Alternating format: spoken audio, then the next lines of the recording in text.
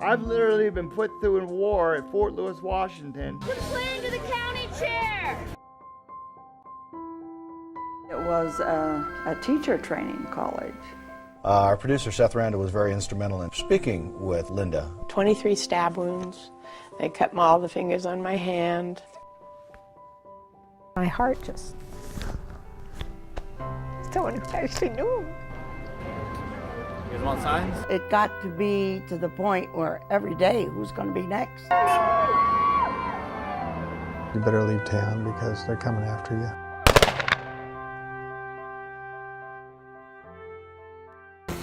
We have to hit every square inch of the floor, including the rounded over areas, because the stain won't soak in if there's finish still. I'm buffing the floor with a sanding screen, 100 grit. Takes out all the lines from the belt sander.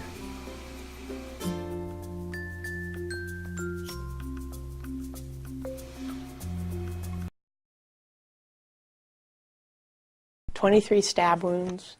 They cut all the fingers on my hand, grabbed my wedding ring, cut my throat, stabbed me 5 times in the chest.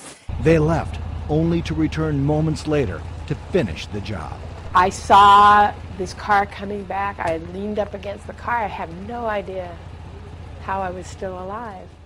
And I waved at this car, and they came back, and John Werdeman just came and just slashed my shoulder and beat me with a metal baseball bat. And that's the time I thought, I better pretend to be dead. Our producer, Seth Randal, was very instrumental in speaking with Linda a couple of months ago when the whole Sarah Pierce thing was going down, when she was being released. And she says you have to hold these folks accountable. I want to be first in line, and so if that means it can happen tomorrow, then I will be sleeping outside, and so that I can have that first position. History in the making. I think this is the civil rights issue of our time. As an appeals court overturns Idaho's same-sex marriage ban. As of tonight, gay marriage is legal in Idaho.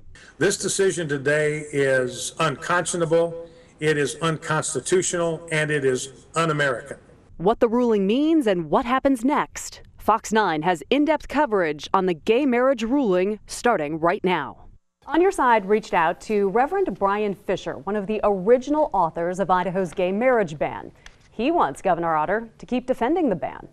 This is just tyranny from the central government, from the federal government. This is not what America is about. Coming up next, a Fox 9 exclusive. We speak live with all of the same-sex couples who successfully sued Idaho for the right to marry. We've been treated incredibly well and had great support from friends, from family, and frankly even from strangers. What does this mean as a parent? It means the world to me. It means we'll be able to raise our son in a family that is legally recognized. Hell, I wasn't in good shape. I had a respiratory problem here. I had bronchitis so damn bad I couldn't move. Doctors couldn't do nothing. And I had gangrene in this leg. This wrist and thumb was all broken. Still bothers me, you know. You couldn't mention any of that. If you didn't, it wouldn't go through. They'd black it out. See? And there's a lot of guys a lot worse than me there. But I don't know. When you come back and make it, you feel good about it, but you always still can't help from thinking about the bad things that happened there and the ones you see laying there and torn up parts over there. But I don't know. These gentlemen went off to work for Morrison Knudsen Company and ended up fighting a war and became prisoners of war. The first American prisoners of war during the Second World War. We owe them so much. With the Wake Island survivors, please stand.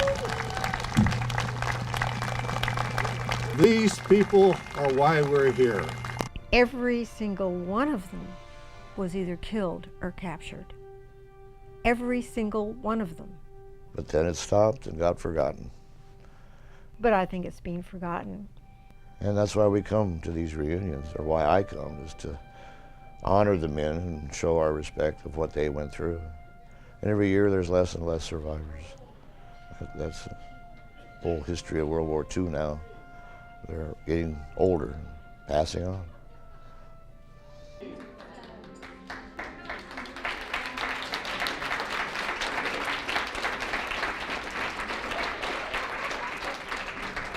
It's been a real wonderful experience coming here and retracing my grandfather's steps and meeting people who, you know, their fathers were friends with my grandpa, and I think he died when I was 4. It's that connection, you know, it's great to rebuild that.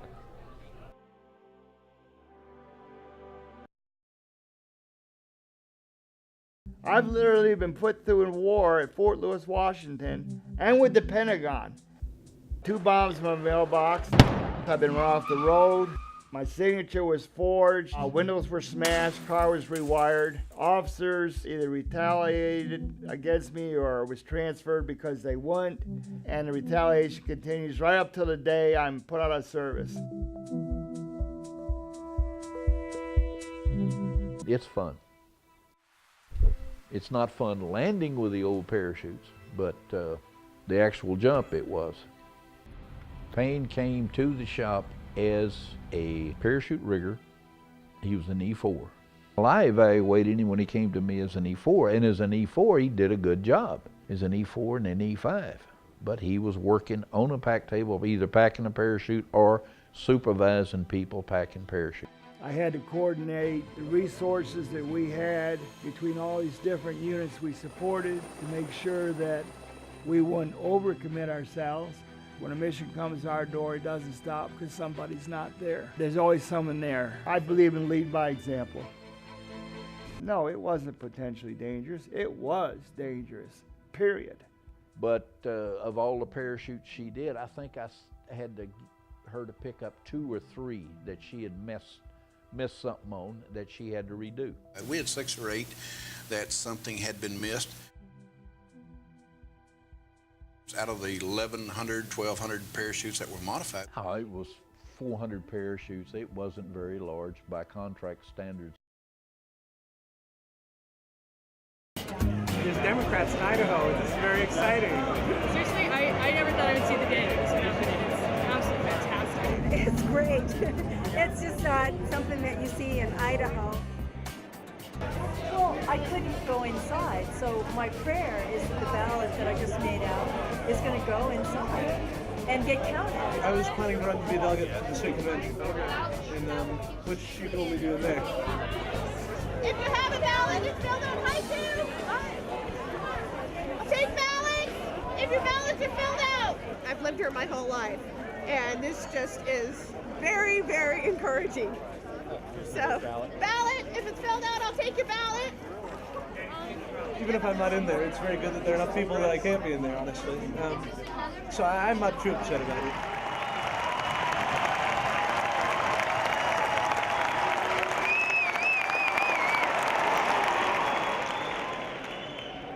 Well, ladies and gentlemen, isn't it so nice to be among friends?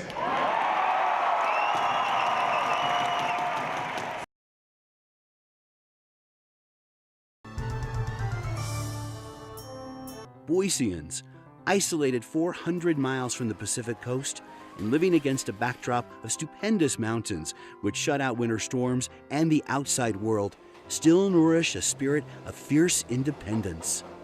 The Saturday Evening Post. There isn't a day that goes by that I don't look at those mountains and everything and know how happy I am to be here. June Schmitz moved here in 1954. I came from New York City. And believe it or not, when I first came to Boise, Idaho, people were a little wary of people from back east. But she wasn't an outsider for long. I sang in a place called the Club Les Bois. I think it was the nicest club in town.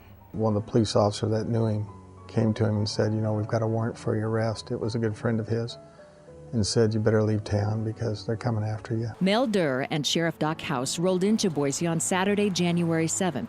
He had his instructions not to take me to the sheriff's office or the police station. I was to be taken to this house where this man was doing questioning. And right up to the doorstep of that house on 16th Street, where former counterintelligence agent William Fairchild had conducted many of the previous interrogations. We feel he has learned his lesson and will profit by his great mistake. And with the assistance on our part, he would cause no further trouble. I don't know why he shames his wife and kids like this.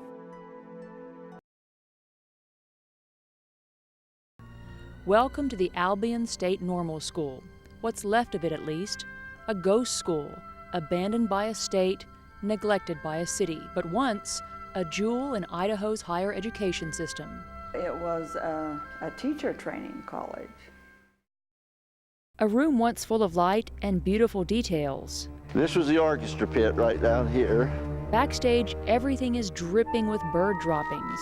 And you couldn't imagine anyone studying in the library. Even now, in what could be the twilight of its days, the Albion Normal School is still teaching. The people who care about this campus have learned not to get their hopes up.